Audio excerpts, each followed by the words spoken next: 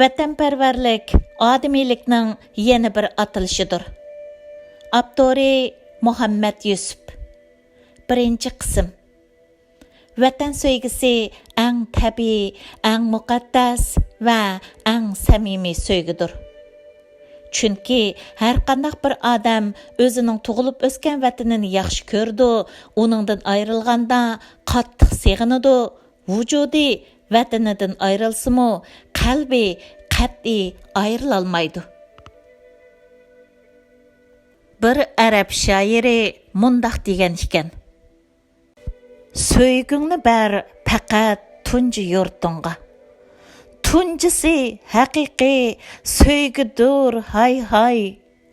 Yigitlar har joyga ko'nib qalsimi, ketmaydi dilidan faqat o'sgan joy.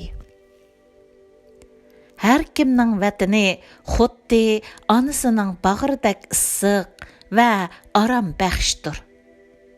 Şoňa uni ana vatan deymiz. Anamız xavfga uchirsa, bizning qanchalik bearam bo'lib ketadiganligimiz va uni qutqizish uchun jiddiy harakat qiladiganligimizni so'zlab yurishning hojati yo'q. Shundoq ekan, mustamlikada qolgan vatanimizni qutqizish yo'lida harakat qilmaslik, uning g'amini yemaslik, to'limi vafosizlik va odimiylikka yot bir qiliqdir. Amaliyotda vatan bizni tuqqan onamizdan qadrlik va qimmatlikdir. Chunki onalarni o'stirgan tuproqmi ana oshu vatan emasmi? Har kimning vatani uning haqiqiy o'z uyidir. Har kim uchun o'zining uyi issiq va yiqimliq bo'lgandek, uning o'z vatanimi shundoq issiq va yiqimliqdir. Şoňlaşqa ajdodlarimizdan o'z uyimning xo'shligi, putqulimning bo'shligi. Kishining yurtida sulton bo'lguncha o'z yurtingda ulton bo'l deydigan maqol tamsillar qilib qolgan ekan. Biz odatda uyimizning buzilgan yerlarini remont qilish yoki qaytadan qurib chiqish uchun qanchalik mablag', vaqt, kuch va aql sarf qilganimizdek, vatanimizni qutqizish uchunmi hech bo'lmaganda shunchalik kalla qatirishimiz va fidokorlik ko'rsatishimiz kerak, albatta. Vatan so'zini tilga olganda qalbi larziga kelmagan odamni, insoniylikdan nasibasini to'liq ololmagan odam desak, xatolashgan bo'lmaymiz.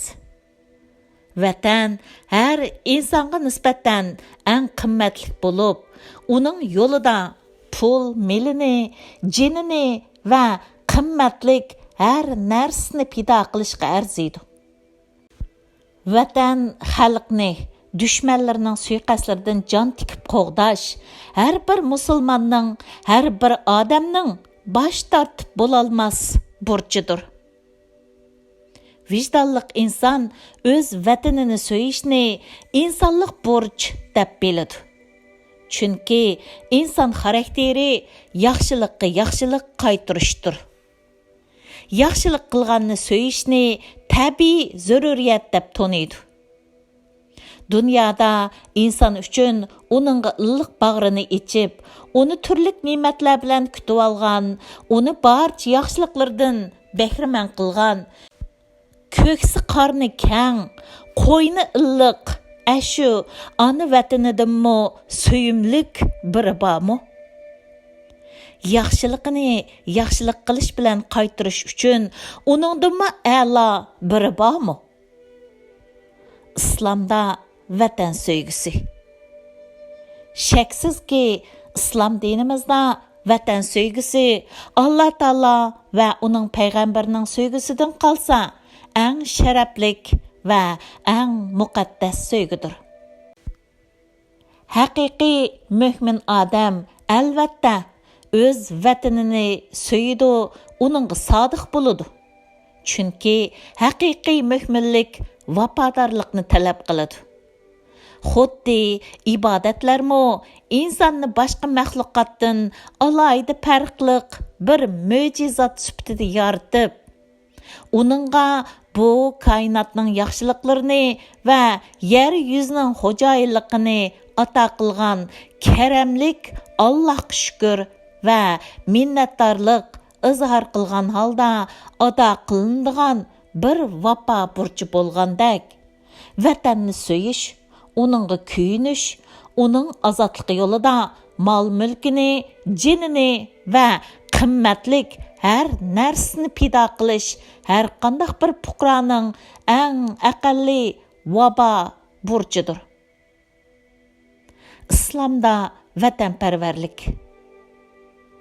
Vətənpərvərlik İslam dinidagi eng muhim temalarning biri. İslam dini vətənni qo'g'dashni muhim farzlardan sanaydi. Buni mundaq bir qancha nuqtadan tushundirish mumkin. Birinchi, insonning o'z vataniga bo'lgan sevgisi tug'ilma sevgi bo'lib, bu sevgi uningda tug'ilishidan bor bo'lgan bo'ladi.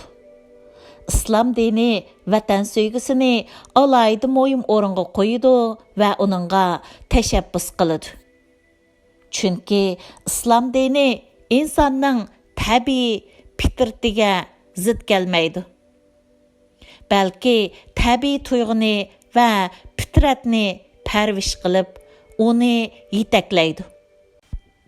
Qur'oni Karimdami vatansizlik bilan o'zni o'ldirish tangli o'ringa qo'yilgan. Ya'ni İsrail avlodining qissasini bayon qilib o'tib, agar biz ularga o'zinglarni o'ldiringlar yoki yurtinglardan chiqib ketinglar deb amr qilgan bo'lsak, degan bir oyatni keltirdi. Hammamizga ma'lum bo'lgandek, yoki degan bu so'z bu joyda o'zidan burun kelgan ish bilan keyingi ishning o'xshash ekanligini, qaysini tanlasa bo'ladiganligini ifodalaydi. Demak, Alloh taolamo mazkur oyatda yurtidan ayrilishni o'lgan bilan barobar deb ko'rsatgan. Biz Uyg'urlarning navbatdagi vatansizligimiz va hijron firaqimizning bizni qaysi holga tushirib qo'yayotganligini ko'z oldimizga keltirib boqadigan bo'lsak, amaliyotda vatansizlikning haqiqatan tangdishi yo'q bir azob ekanligini bayqaymiz yoki har minut his qilib yashamoqdamiz. Alloh taolo: "Ey payg'ambar, biz sening, ya'ni Ka'ba qiblang bo'lishni tilab, qayta osmonga qaraganligingni ko'rib turibmiz. Mana endi biz seni cho'qim sen yoqtirdigan qiblaga yuzlandiramiz" degan so'zida payg'ambar alayhissalomning o'z vataniga bo'lgan sevgisini nazardan soqit qilmagan. Uning vatan sevgisiga qimmat bergan, uning o'z yurti bo'lgan Makkani musulmonlarning yuz keltirdigan va talpinadigan joy qilib berishni va'da qilish orqali payg'ambar alayhissalomning ko'ngliga tasalli bergan. Payg'ambar alayhissalomning ona yurti bo'lgan Makkadagi Ka'ba, İbrahim alayhissalom ibodat qilib o'tgan qadimiy ibodatgohi bo'lib, payg'ambar alayhissalom uni nihoyat yaxshi ko'ratdi va uning musulmonlarning qiblasining Ka'ba bo'lishini orzu qiladi. İbn Abbas raziyallohu anhuma Qur'ondan tunji qitim amaldan qoldirilgan masala qibla masalasidir degan. Chunki payg'ambar alayhissalom Madinaga hijrat qilib borganda Alloh taolo uni Falastindagi Baytul Muqaddas tarafga qarab namoz o'qishga buyurgan. Payg'ambar alayhissalom Madinada 16 oy Baytul Muqaddasga qarab namoz o'qigandan keyin Alloh taolo Ka'baning Makkadagi Ka'baga o'zgarganlik haqida oyat nozil qilgan. Payg'ambar alayhissalom Makkadan ayrilish oldida uning: "Ey suyimlik yurtim Makka, Qavming meni ketishga majbur qilmasa edi, sendin hargiz ayrılmaydım degan so'zi tarix kitoblarga putilgan. Amaliyotda bo'lsa, Makka hech qanday giya unmaydigan bir vadi edi. Lekin bir joyning yeshilligiga, paravalligiga, havosining yiqishligiga ko'nib qilish hargizmi u yerni so'yib qolganlik hisoblanmaydi. Ko'ngandan voz kechmak qolay. Ammo so'ygandan voz kechmak imkonsizdir. Har odamning o'z yurti mayli qanchalik namrat yoki chat sahro bo'lishidan qat'iy nazar, uning muhabbati qalbining qat-qitiga o'rnab ketgan bo'ladi.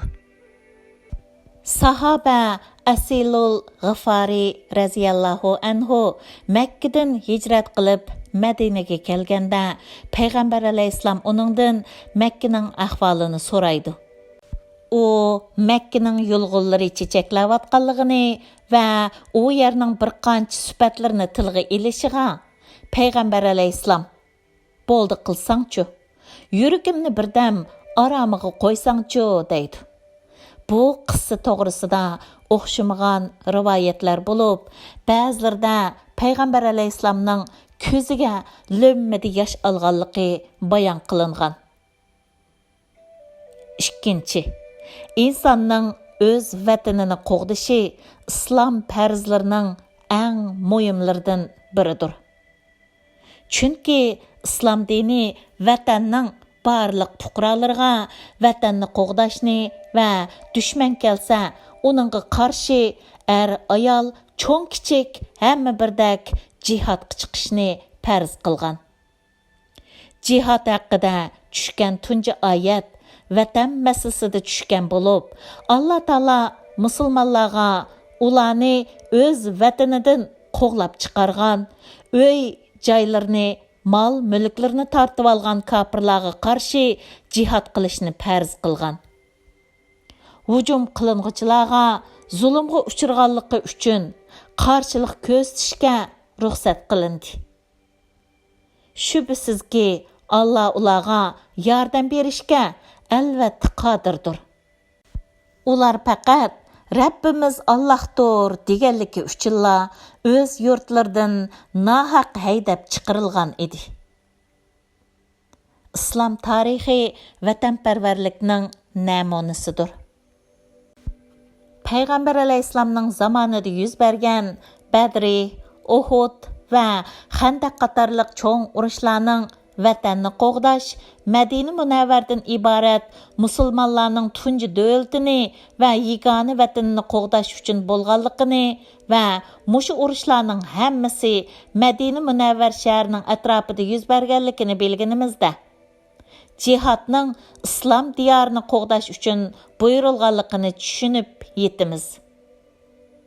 Chunki Badr urushi Hijriyaning 2-yili, ya'ni milodiyaning 624-yili, Ramazonning 17-kuni juma sahar vaqtida Madina Munavvar shahrining g'arbi janubiga joylashgan Badr degan joyda bo'lgan. Uhud urushi Hijriyaning 3-yili, Shavval oyining 7-kuni, ya'ni milodi 625-yili 23 mart Madina Munavvar shahridagi Uhud teg'ida bo'lgan. Xandaq urushi Hijriyaning 5-yili Shavval oyida, milodiyaning 627-yili Madinaga yaqin bir joydagi Sal teg'ining etaklarida bo'lgan. Demak, Payg'ambar alayhissalom va uning sahobalari boshqalarning vataniga hujum qilib urush qilmagan. Balki musulmonlarning vatani bo'lgan Madina shahrini qo'g'dab qilish uchun urushgan. Shunga bu urushlar Makkada yoki boshqa joylarda emas, Madina shahrining atrofida bo'lgan. Chunki kofirlar islom diyoriga hujum qilib kelgan. Musulmonlar bo'lsa islom diyorini qo'g'dash uchun ular bilan urushgan va ularni orqaga chekindirgan. Peyğəmbər əleyhissalamdan keyin onun sahabeləri İslam diyarlarını qoğdaş yolida cihad qılıb, barğan joylarda şehit bolğan və qəbirləri şu joylarda qalğan. Köplügən sahabelərinin qəbirlərinin Şam, İraq, Mısır, Yemen, Türkiye, İran, Azərbaycan qatarlıq joylarda qalğanlığı bunun misali.